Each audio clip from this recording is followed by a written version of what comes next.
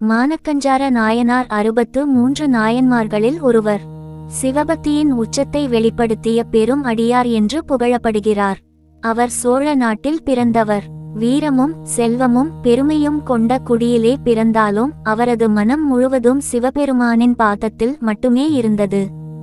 சிவனடியார்களுக்கு சேவை செய்வதே வாழ்க்கையின் உயர்ந்த கடமை என்று எண்ணியவர். தன் வீட்டில் வந்த சிவபக்தர்களை மிகுந்த மரியாதையுடன் வரவேற்று அவர்களுக்கு தேவையானதை செய்து கொடுத்தார். அவருக்கு ஒரு மகள் இருந்தாள். அவள் திருமண வயதில் வந்தபோது நல்ல வரன் பார்த்து திருமணம் நிச்சயிக்கப்பட்டது. திருமண தினம் நெருங்கியது. வீட்டில் மகிழ்ச்சி, உறவினர்கள் வருகை, மங்கள வாசல்கள் எல்லாம் ஆனந்தமாக நடந்து கொண்டிருந்தன. அந்த நேரத்தில் சிவபெருமான் ஒரு சிவனடியார் வடிவில் வந்து ஒரு அபூர்வமான வேண்டுகோளை வைத்தார். உங்கள் மகளின் கூந்தல் எனக்கு தேவையாக உள்ளது என்றார். அது சாதாரண கோரிக்கை அல்ல. பெண்ணின் அழகின் அடையாளமான கூந்தலை கேட்பது மிகப்பெரிய தியாகம். ஒரு கணம் கூட தயங்காமல் மானக்கஞ்சார நாயனார் தன் மகளின் கூந்தலை அறுத்து அந்த அடியாருக்கு கொடுத்தார். திருமணமும் உலக பார்வையும் அவமானமும் எதையும் எண்ணவில்லை. சிவபெருமானின் அடியாரின் விருப்பமே முதன்மை என்ற உறுதி மட்டும் இருந்தது. அந்த தருணத்தில் சிவபெருமான் தன் இயல்புருவில் வெளிப்பட்டு நாயனாரின் பக்தியை பாராட்டினார். மகளின் கூந்தலும் முந்தையபடி திரும்பக் கிடைத்தது. திருமணமும் சிறப்பாக நடைபெற்றது. இந்த கதையின் சாரம் என்னவென்றால், உண்மையான பக்தி என்றால் உலக மதிப்புகளை கடந்து செல்லும் மனநிலை. தன் பெருமை, சமூக மரியாதை, குடும்ப மகிழ்ச்சி எல்லாவற்றையும் விட இறைச்சேவை உயர்ந்தது என்று வாழ்ந்தவர் மானக்கஞ்சார நாயனார். அவரது வாழ்க்கை நமக்கு சொல்லும் செய்தி, இறைவனை நேசிப்பது சொற்களால் அல்ல, செயலால். அறிவட்டாய நாயனார் 63 நாயன்மார்களில் ஒருவராக போற்றப்படுபவர்.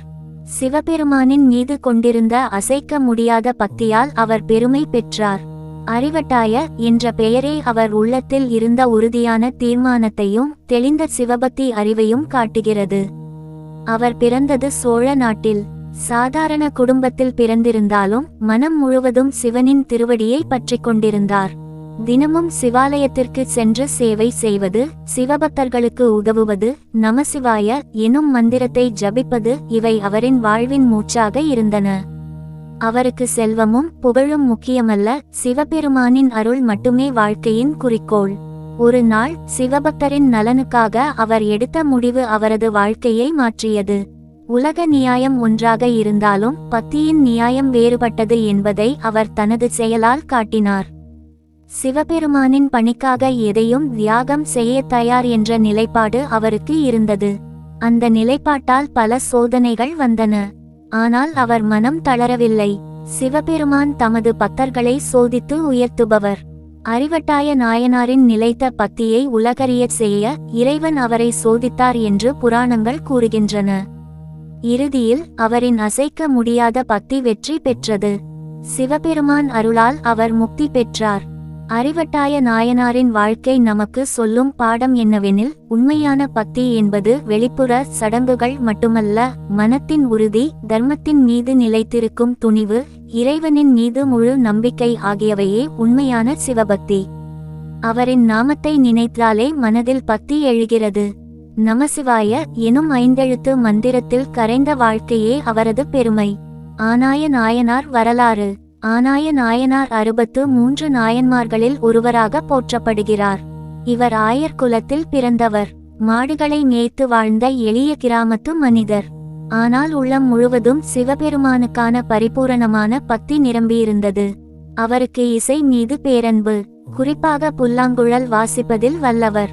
தினமும் மாடுகளை மேய்க்க காட்டுக்கு செல்வார். அங்கே அமைதியான இயற்கை நடுவில் நின்று சிவபெருமானை நினைத்து புல்லாங்குழல் ஊதுவார். அது சாதாரண இசையல்ல, நமசிவாய என்ற பஞ்சாட்சர மந்திரத்தின் உணர்வு கலந்த நாதம். அவரது இசை கேட்டால் காற்று நின்றுவிடும், மாடுகள் மேய்வதை மறந்துவிடும், பறவைகள் பறப்பதை நிறுத்தும், காடு முழுவதும் ஒரு ஆன்மீக அமைதி நிலவும். அவர் சிவலிங்கம் முன் நின்று வாசிக்கவில்லை என்றாலும் அவரது மனமே சிவாலயம். இசையே அர்ச்சனை, மூச்சே மந்திரம். ஒரு நாள் அவரது பக்தியைக் கண்டு சிவபெருமான் திருவுருவமாக அருள்பாலித்தார் என்று புராணம் கூறுகிறது. ஆனாய நாயனார் வாசித்த இசை நேராக சிவலோகத்தை சென்றடைந்தது. இறுதியில் அவர் சிவபெருமானின் திருவடியில் ஒன்றடைந்தார். இந்த வரலாறு சொல்லுவது என்னவென்றால், இறைவனை அடைய பெரிய சாதனைகள் தேவையில்லை. உன் தொழில் எதுவாக இருந்தாலும் பரவாயில்லை, அதை இறைவனுக்காக அர்ப்பணித்தால் அது தான் மிக உயர்ந்த பூஜை. ஆனாய நாயனார் நமக்கு கற்றுக் கொடுப்பது, கலை கூட பக்தியாக மாறலாம், இசை கூட இறைவனிடம் சேர்க்கும் பாதையாக மாறலாம். வேண்டுமெனில் இதை இன்னும் விரிவான கதை வடிவில் அல்லது வீடியோ ஸ்கிரிப்ட் மாதிரியாக எழுதி தரலாம். மூர்த்தி நாயனார் 63 நாயன்மார்களில் ஒருவராக போற்றப்படும் சிவபக்தர். இவரது வாழ்க்கை எளிமை, தாழ்மை, உறுதியான பக்தி ஆகியவற்றின் எடுத்துக்காட்டாக கருதப்படுகிறது. இவர் பிறந்தது ஒரு சாதாரண குடும்பத்தில். செல்வச் செழிப்பு, அதிகாரம், புகழ் எதுவும் இவருக்கு இல்லை என்றாலும் சிவபெருமானின் மீது கொண்டிருந்த அன்பே அவருடைய பெரிய செல்வமாக இருந்தது. தினமும் சிவாலயத்திற்கு சென்று சேவை செய்வது இவரது வாழ்வின் முக்கிய கடமையாக இருந்தது. கோயிலில் சிறிய பணிகள் செய்வது, பூமாலை சூட்டுவது, விளக்கு ஏற்றுவது, தரையை துடைப்பது போன்ற எளிய சேவைகளையே பெருமையாக எண்ணினார். ஒருநாள் அவருடைய பக்தியை சோதிக்க ஒரு சூழ்நிலை ஏற்பட்டது. சிலர் அவரை இகழ்ந்தும் அவமதித்தும் பேசினர். இவ்வளவு உழைத்தும் உனக்கு என்ன கிடைத்தது என்று கேலி செய்தனர். ஆனால் மூர்த்தி நாயனார் சற்றும் மனம் கலங்கவில்லை. நான் செய்கிறது கிடைப்பதற்காக அல்ல, அது என் இறைவனுக்கான அன்பு என்று அமைதியாக பதிலளித்தார். அவரது மன உறுதி, தன்னலமற்ற பக்தி சிவபெருமானை மகிழ்வித்தது. இறுதியில் சிவபெருமான் அருள் புரிந்து அவருக்கு காட்சி தந்து முக்தி அளித்தார் என புராணங்கள் கூறுகின்றன. மூர்த்தி நாயனாரின் வரலாறு நமக்கு சொல்லும் செய்தி என்னவென்றால், பக்தி என்பது பெரிய யாகங்களிலும் பெரும் தானங்களிலும் மட்டும் இல்லை, அது ஒரு தூய மனதிலும் அன்பான சேவையிலும் இருக்கிறது. இறைவனை நேசிக்கும் இதயம் இருந்தால் வாழ்க்கையே ஒரு பூஜையாக மாறிவிடும். மூர்த்தி நாயனார் 63 நாயன்மார்களில் ஒருவராக போற்றப்படும் சிவபக்தர். இவரது வாழ்க்கை எளிமை, தாழ்மை, உறுதியான பக்தி ஆகியவற்றின் எடுத்துக்காட்டாக கருதப்படுகிறது. இவர் பிறந்தது ஒரு சாதாரண குடும்பத்தில். செல்வச் செழிப்பு, அதிகாரம், புகழ் எதுவும் இவருக்கு இல்லை என்றாலும் சிவபெருமானின் மீது கொண்டிருந்த அன்பே அவருடைய பெரிய செல்வமாக இருந்தது. தினமும் சிவாலயத்திற்கு சென்று சேவை செய்வது இவரது வாழ்வின் முக்கிய கடமையாக இருந்தது. கோயிலில் சிறிய பணிகள் செய்வது, பூமாலை சூட்டுவது, விளக்கு ஏற்றுவது, தரையை துடைப்பது போன்ற எளிய சேவைகளையே பெருமையாக எண்ணினார். ஒருநாள் அவருடைய பக்தியை சோதிக்க ஒரு சூழ்நிலை ஏற்பட்டது. சிலர் அவரை இகழ்ந்தும் அவமதித்தும் பேசினர். இவ்வளவு உழைத்தும் உனக்கு என்ன கிடைத்தது என்று கேலி செய்தனர். ஆனால் மூர்த்தி நாயனார் சற்றும் மனம் கலங்கவில்லை. நான் செய்கிறது கிடைப்பதற்காக அல்ல, அது என் இறைவனுக்கான அன்பு என்று அமைதியாக பதிலளித்தார். அவரது மன உறுதி, தன்னலமற்ற பக்தி சிவபெருமானை மகிழ்வித்தது. இறுதியில் சிவபெருமான் அருள் புரிந்து அவருக்கு காட்சி தந்து முக்தி அளித்தார் என புராணங்கள் கூறுகின்றன. மூர்த்தி நாயனாரின் வரலாறு நமக்கு சொல்லும் செய்தி என்னவென்றால், பக்தி என்பது பெரிய யாகங்களிலும் பெரும் தானங்களிலும் மட்டும் இல்லை, அது ஒரு தூய மனதிலும் அன்பான சேவையிலும் இருக்கிறது. இறைவனை நேசிக்கும் இதயம் இருந்தால் வாழ்க்கையே ஒரு பூஜையாக மாறிவிடும். முருகு நாயனார் 63 நாயன்மார்களில் ஒருவராக போற்றப்படுகிறார். அவர் வாழ்ந்தது சோழ நாட்டு பகுதியில் என புராணங்கள் கூறுகின்றன. பிறப்பால் வேளாளர் சமூகத்தை சேர்ந்தவர். எளிமையான வாழ்க்கை வாழ்ந்தாலும் சிவபெருமானின் அடியார்களுக்கு அளித்த பக்தி மிக உயர்ந்தது. அவருடைய வாழ்வின் சிறப்பு என்னவென்றால், சிவபெருமானுக்கு நேரடியாக சேவை செய்வதை விட சிவனடியார்களுக்கு சேவை செய்வதையே உயர்ந்ததாக கருதினார். அடியார்க்கு அடியேன் என்ற மனப்பாங்குடன் வாழ்ந்தார்.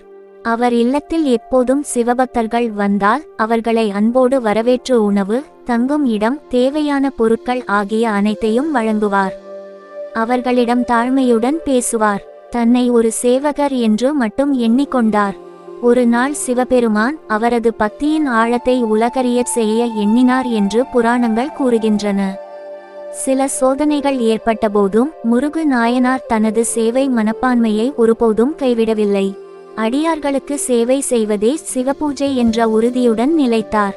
அவரின் இந்த நிலையான பக்தி இறுதியில் சிவபெருமானின் அருளை பெற்று தந்தது. இறைவன் திருவருளால் அவர் முக்தி அடைந்தார் என்று பெருமைகள் கூறுகின்றன. முருகு நாயனாரின் வாழ்க்கை நமக்கு சொல்லும் பாடம் என்னவென்றால், இறைவனை நேசிப்பது என்பது கோயிலில் மட்டும் அல்ல, இறைவனை நேசிக்கும் மனிதர்களை மதித்து சேவை செய்வதிலும் உள்ளது. பக்தியின் உயர்ந்த வடிவம் தாழ்மையும் பிறருக்கு அன்பும் தான் என்பதை காட்டிய மகான் அவர். உருத்திர பசுபதி நாயனார் 63 நாயன்மார்களில் ஒருவர். சிவபக்தியின் உச்சநிலையை வாழ்வில் நடைமுறைப்படுத்திய திருநாயன்மாராக இவர் போற்றப்படுகிறார். உருத்திரன் என்பது சிவபெருமானின் வேத பெயர், பசுபதி என்பது அனைத்து உயிர்களுக்கும் அதிபதி என்ற அர்த்தம். அந்த இரு நாமங்களையும் தனது உயிரோடு இணைத்து வாழ்ந்தவர் என்பதால் இவருக்கு உருத்திர பசுபதி என்ற திருப்பெயர் ஏற்பட்டது. இவர் பிறந்தது ஒரு சிவபக்தி நிறைந்த குடும்பத்தில். சிறுவயதிலிருந்தே வேதங்கள், ஆகமங்கள் ஆகியவற்றை கற்று, குறிப்பாக ஸ்ரீருத்ரம், நமகம், சாமகம் என்ற வேத மந்திரத்தை மிகுந்த பக்தியுடன் ஜபித்தார். சிவபெருமானின் திருநாமமே அவருக்கு உயிராக இருந்தது. உலக வாழ்க்கையின் இன்ப துன்பங்களில் மனம் செல்லாமல் ஒரே குறிக்கோளாக சிவசிந்தனையையே வைத்திருந்தார். இவரது பக்தியின் தனிச்சிறப்பு இடைவிடாத ருத்ர ஜபம். காலையிலும் மாலையிலும் மட்டும் அல்லாது நதிக்குள் நின்றபடியே கழுத்தளவு நீரில் மூழ்கி நமச்சிவாய எனும் மந்திரத்தையும் ருத்ர வேதமந்திரங்களையும் ஓதுவார். உடல் சோர்வு, வெயில், மழை, குளிர் எதுவும் அவரை பாதிக்கவில்லை. அவருக்கு உலகமே ஒரு யாகசாலை, சுவாசமே ஒரு ஹோமம், ஒவ்வொரு உச்சுவாசமும் நமச்சிவாய என்ற அர்ப்பணிப்பாக இருந்தது. அவர் சிவனை வழிபட்ட விதம் வெளிப்படையான பூஜை முறைகளில் மட்டுப்படவில்லை. மனமே ஆலயம், அன்பே அபிஷேகம், ஜபமே தீபம், ஆன்மசமர்ப்பணமே நைவேத்தியம் என்று வாழ்ந்தார். அவர் எதையும் வேண்டி கேட்டதில்லை. நான் உன்னை போற்றுவதே போதும் என்ற நிலைதான். அவரது அகமகிழ்ந்த பக்தியை கண்டு சிவபெருமான் அருள் புரிந்தார் என்று புராணங்கள் கூறுகின்றன. இறுதியில் அவர் சிவபதம் அடைந்து இறைவனோடு ஒன்றருந்தார். உடல் வாழ்வு முடிந்தபின் கூட அவர் ஜபித்த ருத்ரநாதம் உலகில் ஒலித்துக்கொண்டே இருக்கிறது என்று பக்தர்கள் நம்புகின்றனர். உருத்திர பசுபதி நாயனார் நமக்கு சொல்லிக் கொடுப்பது, பக்தி என்பது வெளிப்படையான அலங்காரம் அல்ல, அது உள்ளத்தின் நெருப்பு. மந்திரம் என்பது சொற்கள் அல்ல, அது ஆன்மாவின் மூச்சு. ஒருமுறை மனம் முழுவதும் சிவத்தில் நிலைத்துவிட்டால் வாழ்க்கை முழுவதும் ஒரு தியானமாக மாறிவிடும். இவரது திருநாள் ஆனி மாதத்தில் அனுஷம் நட்சத்திரத்தில் கொண்டாடப்படுகிறது. சிவபக்தர்கள் அந்த நாளில் ருத்ர ஜபம் செய்து இவரை நினைவுகூர்கிறார்கள். திருநாளை போவார் நாயனார் என அனைவராலும் அழைக்கப்படும் நந்தனார் 63 நாயன்மார்களில் ஒருவராக சிவபக்தியில் ஒளிர்ந்தவர். இவர் சாதாரண மனிதராக பிறந்தாலும் அவருடைய உள்ளம் சிவனில் கரைந்திருந்தது. சமூக கட்டுப்பாடுகள், சாதி வேறுபாடுகள், வறுமை இவை எல்லாம் அவரை சுற்றி இருந்தாலும் அவருடைய மனம் ஒரே ஒன்று தான் நினைத்தது, சிவபெருமானை தரிசிக்க வேண்டும். அவர் அடியார்களுக்கு பணிவிடை செய்யும் வாழ்க்கையை வாழ்ந்தார். வேளாண்மை வேலை செய்தும் பிறர் வயலில் உழைத்தும் வாழ்க்கை நடத்தினார். ஆனால் மனம் எப்போதும் சிதம்பர நடராசரை நோக்கி இருந்தது.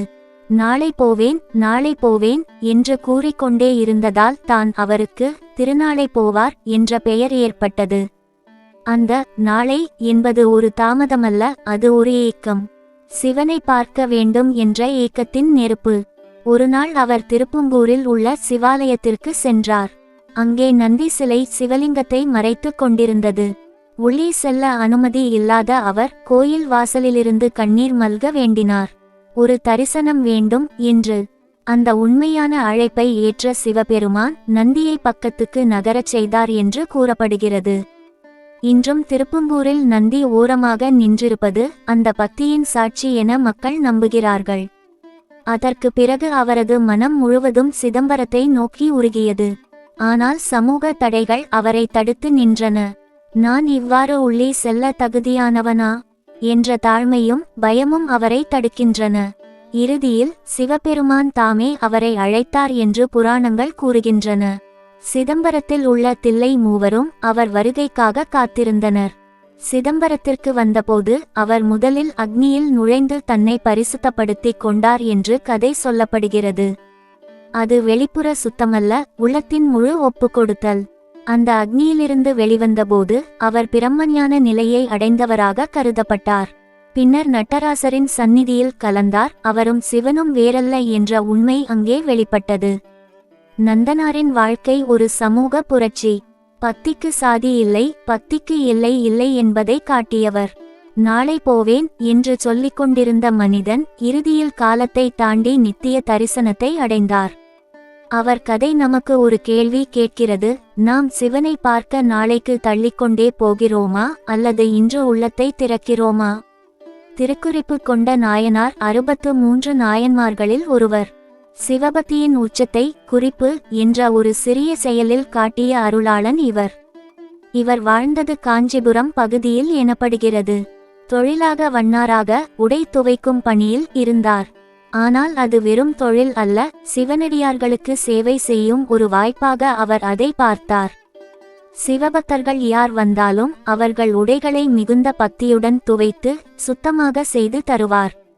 அதற்காக அவர் எந்த கூலியும் வாங்க மாட்டார்.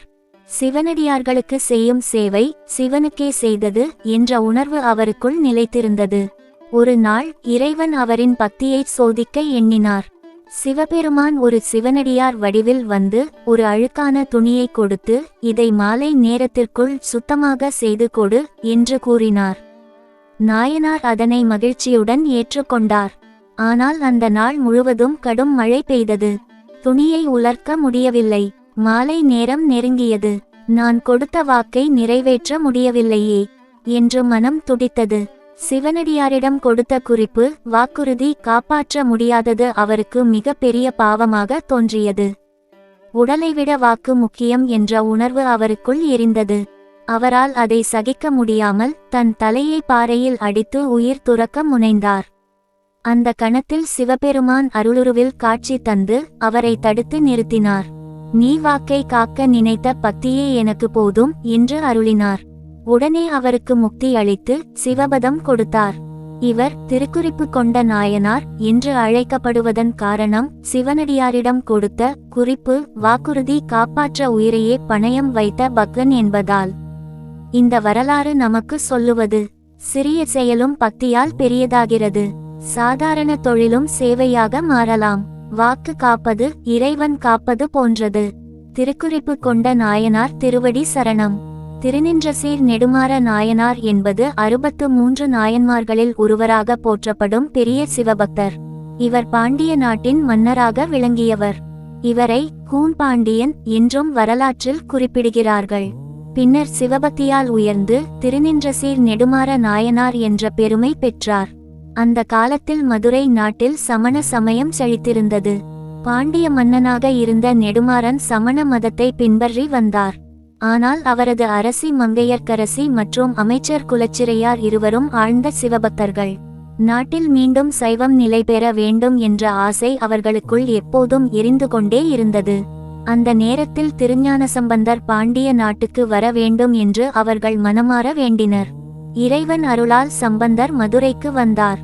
சமணர்கள் மற்றும் சம்பந்தர் இடையே வாதங்கள் நடந்தன. மன்னன் கடுமையான காய்ச்சலால் வாடினார் என்று கூறப்படுகிறது. சமணர்கள் தங்கள் முறையில் குணமாக்க முயன்றும் பலன் இல்லை. பின்னர் திருஞானசம்பந்தர் இறைவனை பாடி அருள் பெற்ற திருநீறு பூசியபோது மன்னன் குணமடைந்தார் என்று சைவ மரபு கூறுகிறது. இந்த நிகழ்வு மன்னனின் மனதை மாற்றியது. அவர் சிவபக்தனாக மாறினார். சமண சமயத்தை விட்டு சிவனடி சேர்ந்தார். அதன் பிறகு நாட்டில் சைவம் மீண்டும் வளரத் தொடங்கியது. கோயில்கள் புதுப்பிக்கப்பட்டன. சிவபக்தர்களுக்கு மரியாதை அளிக்கப்பட்டது. இறைபக்தியில் நிலைத்த மன்னனாக வாழ்ந்ததால் திருநின்றசீர் என்ற சிறப்பு பெயர் பெற்றார். இறைவனின் திருவருளில் நிலைத்திருந்தவர் என்பதற்கான குறிப்பு அது. இவர் வாழ்க்கை நமக்கு சொல்லும் செய்தி என்னவென்றால், உண்மை தெரிந்தவுடன் அதை ஏற்கும் தைரியம் தான் பெரிய சாதனை. பதவி, பெருமை, பழைய நம்பிக்கை எதுவாக இருந்தாலும் இறையருளின் முன் தாழ்ந்து நின்றார். அதனால் அவர் ஒரு மன்னன் மட்டுமல்ல, நாயன்மார்களில் ஒருவராக என்றும் நிலைத்தார். வாயிலார் நாயனார் 63 நாயன்மார்களில் ஒருவர். வாய் இல்லாதவர் என்பதால்தான் அவருக்கு இந்த பெயர் வந்தது என்று சொல்லப்படுகிறது. பிறவிக்கே அவருக்கு வாக்கு இல்லை. ஆனால் அதனால் அவரின் பக்தி குறையவில்லை, மாறாக அது இன்னும் உயர்ந்தது. அவர் மயிலாப்பூரில் பிறந்தார் என்று புராணங்கள் கூறுகின்றன. பிறர் போல ஆலயத்துக்கு சென்று பாட முடியாது, வேதம் ஓத முடியாது, ஓம் நமசிவாய என்று சத்தமாக ஜபிக்க முடியாது. ஆனால் அவர் மனதிலேயே சிவனை நினைத்தார். நாவால் சொல்ல முடியாததை உள்ளத்தால் சொன்னார். வாயிலார் நாயனார் வெளியில் கோவில் கட்டவில்லை, மனதிலே ஒரு அற்புதமான சிவாலயம் கட்டினார். அந்த ஆலயத்திற்கு மண்டபம், கோபுரம், தீபம், நந்தி அனைத்தையும் மனக்கண்களில் உருவாக்கினார். தினமும் காலையில் அந்த மன ஆலயத்துக்குள் சென்று சிவபெருமானுக்கு அபிஷேகம் செய்கிறார் என்று நினைத்தார். பால், தயிர், தேன், சந்தனம் எல்லாம் மனதிலேயே அர்ப்பணித்தார். பிறர் கண்ணுக்கு எதுவும் தெரியாது. ஆனால் அவரது உள்ளத்தில் நடக்கும் பூஜை எவ்வளவு பரிபூரணமானது! சத்தம் இல்லை, பாடல் இல்லை, வேத ஓசை இல்லை. இருந்தது மட்டும் நிலையான நினைவு. இவர் வாழ்க்கை ஒரு பெரிய உண்மையை சொல்லுகிறது. பக்திக்கு வாக்கு தேவையில்லை, மனம் போதும். சிவன் கேட்பது சத்தத்தை அல்ல, சுத்தத்தை. இவ்வாறு மனமூலம் சிவனை போற்றி வாழ்ந்த வாயிலார் நாயனாரை இறுதியில் சிவபெருமான் அருளால் கைலாய பதவிக்கு அழைத்துச் சென்றார் என்று சிவபுராணம் கூறுகிறது. வாயிலார் நாயனார் நமக்கு கற்பிப்பது, இறைவன் முன்னால் வெளிப்புற ஆடம்பரம் தேவையில்லை, உண்மையான உள்ள பக்தியே போதும். நாயன்மார்கள் ஒவ்வொருவரும் ஒவ்வொரு நாளுக்கும் ஒரு பாடம் சொல்லி சென்றவர்கள். பொறுமை, தியாகம், நேர்மை மற்றும் சிவபெருமான் மீது அசையாத நம்பிக்கை, இவை அனைத்தும் அவர்களின் வாழ்க்கையிலேயே வெளிப்படுகிறது. இன்று நாம் பார்த்த இந்த 10 நாயன்மார்கள் மட்டுமல்ல, நாள்தோறும் ஒரு நாயன்மார், நாள்தோறும் ஒரு ஆன்மீக சிந்தனை என்ற வகையில் இந்த நாயன்மார் கதைகள் தொடர்ந்து வெளிவரும். சிவபெருமான் அருளால் நம் வாழ்க்கையிலும் அந்த பக்தியின் ஒளி எப்போதும் நிலைத்திருக்கட்டும். ஓம் நம சிவாய.